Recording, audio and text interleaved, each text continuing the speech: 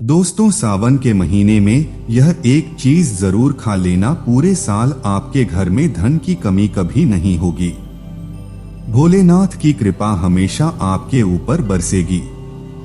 साथ ही साथ सावन के पहले सोमवार में यह 5 गलतियां कभी मत करना, जानी सावन के पहले सोमवार में व्रत उपवास कैसे रखे। दोस्तों, सावन का महीना बहुत ही शुभ और मंगलकारी माना जाता है। सावन का हर एक दिन उतना ही पवित्र माना जाता है जितना कि पवित्र गंगाजल। करोड़ों में कुछ खास लोग होते हैं जो भगवान शिव की कृपा पाते हैं। सच्चे हृदय से भगवान शिव की भक्ति करने वाला भगवान शिव का प्रिय भक्त कहलाता है। अगर आप भगवान शिव से प्यार करते हैं तो सच्चे दिल से कमेंट बॉक्स में लिखें, हर हर महादेव, ओम नमः शिवाय। भगवान शिव के लिए एक लाइक तो बनता है। धर्मलोक चैनल में आपका स्वागत है। दोस्तों, सावन का पहला सोमवार 10 जुलाई, दूसरे सोमवार का व्रत 17 जुलाई, तीसरे सोमवार का व्रत 24 जुलाई, चौथा सोमवार व्रत 31 जुलाई, पांचवा व्रत 7 अगस्त, छोटा सोमवार व्रत 14 अगस्त, सातवां सोमवार व्रत 21 अगस्त और आठवां सोमवार 28 अगस्त को रखा जाएगा। दोस्तों, सावन की समाप्ति होगी 31 अगस्त को और रक्षाबंधन का त्योहार मनाया जाएगा। 30 अगस्त बुधवार के दिन सावन की समाप्ति होने से एक दिन पहले रक्षाबंधन का पर्व मनाया जाएगा। दोस्तों, सावन में पड़ने वाले सोमवार के व्रत में कुछ खास विशेष बातें आपको पता होना चाहिए। आइए जानते हैं। दोस्तों, सबसे पहली बार सप्ताह का पहला दिन यानी कि सोमवार भगवान शिव की आराधना का दिन माना जाता है। वैसे इस दिन का अधिपति सोम यानी कि चंद्र भी है, इसीलिए इसका नाम सोमवार रखा गया है।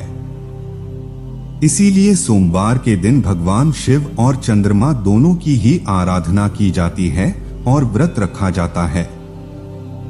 सोमवार को शिवजी के लिए रखे जाने वाले व्रत शीघ्र फलदायी होते हैं। इसीलिए शिवजी के भक्त इस दिन अपने किसी इच्छा की पूर्ति के लिए तथा सुख समृद्धि और शांति के लिए सोमवार का व्रत अवश्य रखें। वैवाहिक जीवन सुखमय हो तथा अच्छा जीवन साथी मिले, इस कामना के साथ कुंवारी लड़कियां विशेष रूप से सोमवार का व्रत रखती हैं। दोस्तों, दूसरी बात जो शास्त्र में सोमवार के दिन को विशेष रूप से भगवान शिव और चंद्रमा से जोड़कर देखा जाता है, इसीलिए इस दिन वे सभी काम करने चाहिए जो कि भगवान शिव को प्रिय है। भगवान शिव के मंदिर में जाकर गंगा जल अर्पण करना चाहिए और भगवान शिव को विशेष रूप से प्रिय बेलपत्र को जरूर चढ़ाना चाहिए। शिवजी को चंदन का लेप लगाना चाहिए और आटे की पंजीरी का भोग लगाना चाहिए। रात्रि में चंद्रमा को अर्घ भी अवश्य देना चाहिए। इससे जीवन में सुख, समृद्धि और धन की प्राप्ति होती है। दोस्तों, तीसरी बात, भगवान शिव को सफेद वस्तुएं अत्यंत प्रिय है।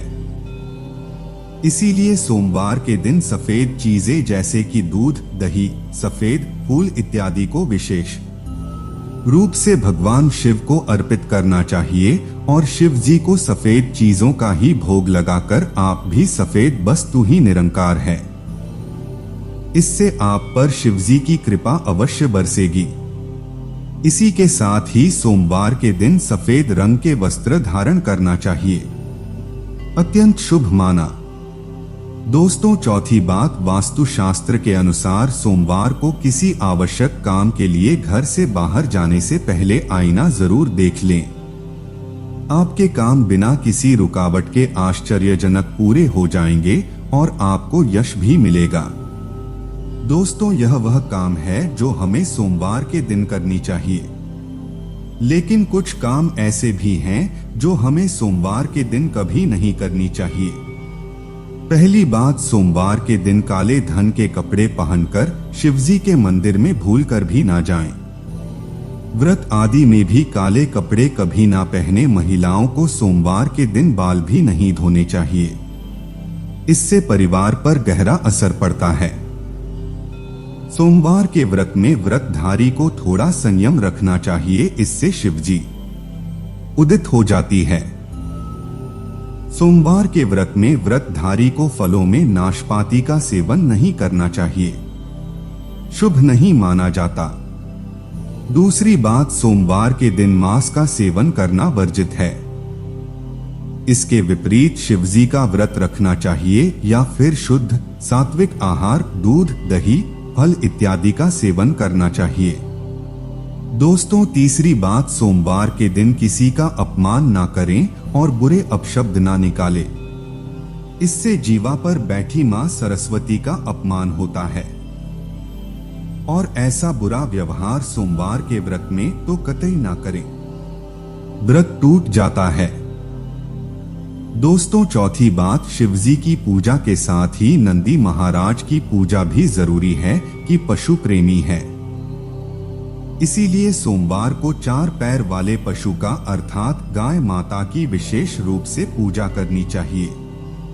सोमवार के दिन गाय माता को कुछ ना कुछ जरूर खिलाना चाहिए, इससे व्रत पूरा माना जाता है। साथ ही साथ नंदी महाराज बैल का अपमान या उनके साथ गलत व्यवहार ना करें।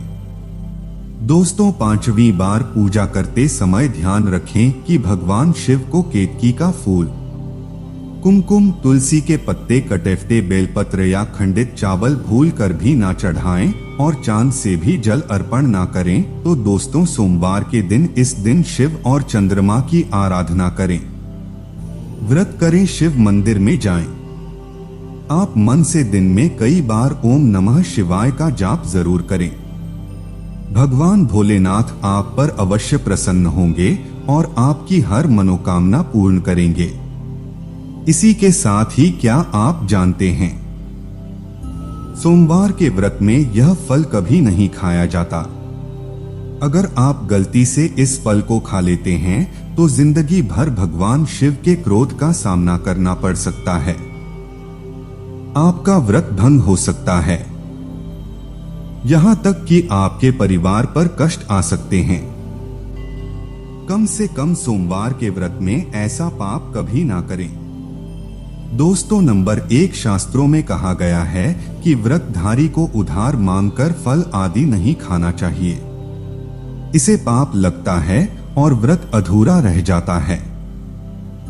सोमवार का व्रत हो या कोई भी व्रत क्यों ना हो, पड़ोसियों से मांग कर भी व्रत आदि में फल वगैरह नहीं खाना चाहिए। व्रत में उधार मांग कर खाने से व्यक्ति का व्रत झूठा हो जाता है। ईश्वर की शरण में आने पर व्यक्ति को झूठ नहीं बोलना चाहिए, कर्ज नहीं लेना चाहिए, चुगली आदि नहीं करना चाहिए, उधार मांग कर भी नहीं खाना चाहिए।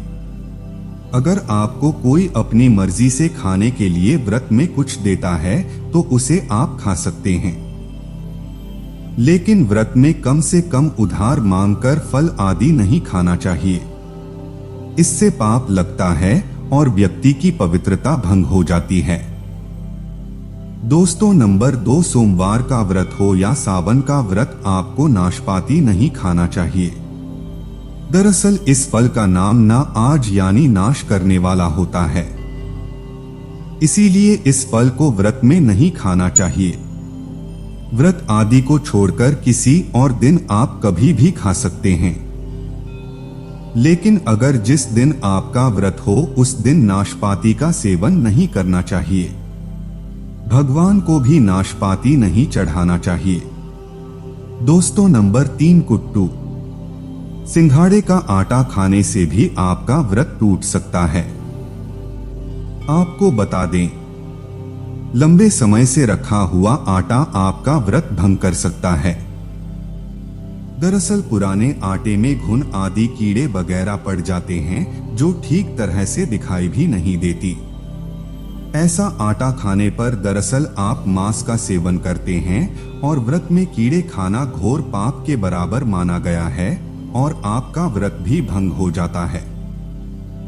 व्रत में ताजी आटा खाना चाहिए। लंबे समय से रखे हुए आटे में कीड़े पड़ जाते हैं। ऐसा कभी ना करें। व्रत हमेशा शुद्धता में ही रखना चाहिए।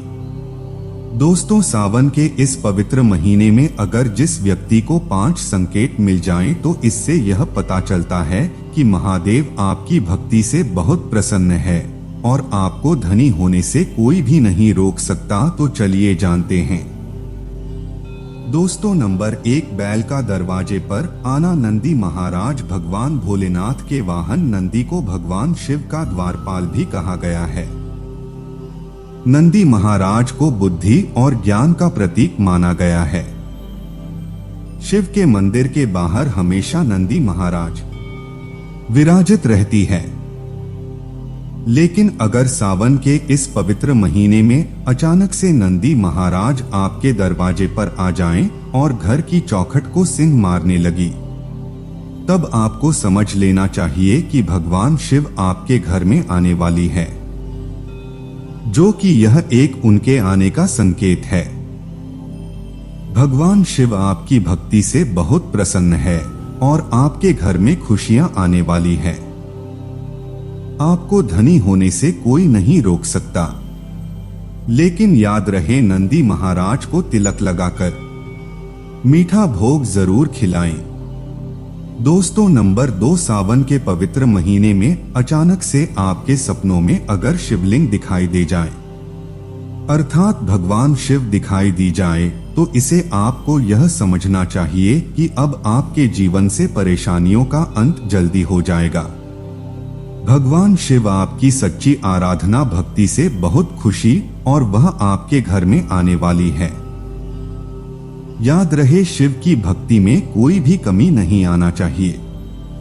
घर को गंदा मत रखना, क्योंकि आपके घर में भगवान से आने वाली है। दोस्तों, नंबर 3, शास्त्रों के अनुसार माना गया है कि नीलकंठ भगवान शिव का प्रतीक है। अगर आपके घर में सावन के महीने में नीलकंठ छत पर आकर बैठ जाए तो उसे भूल कर भी मत बताना, क्योंकि यह भगवान शिव का प्रतीक माना गया है।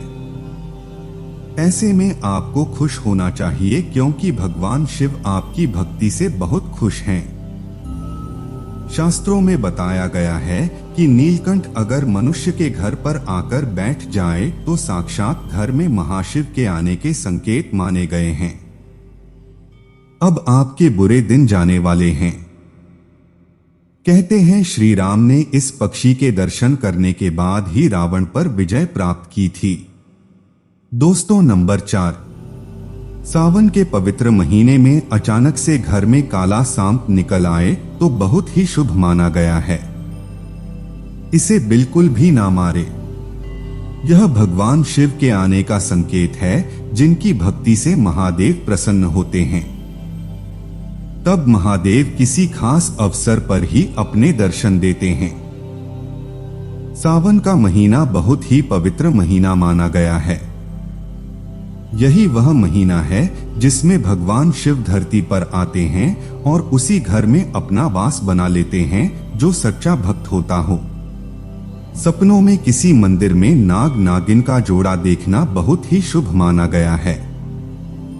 यह घर में शिव के आने के संकेत हैं। अब आपको खुश होने की जरूरत है।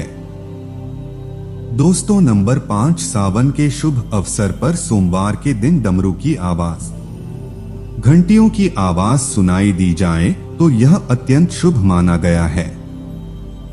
इसका अर्थ यह है कि भगवान भोलेनाथ आपसे प्रसन्न है और जल्द ही आपके घर और जीवन में प्रवेश करने वाले हैं, जिससे आपका आर्थिक संकट दूर होकर जीवन में सुख समृद्धि आने वाली है।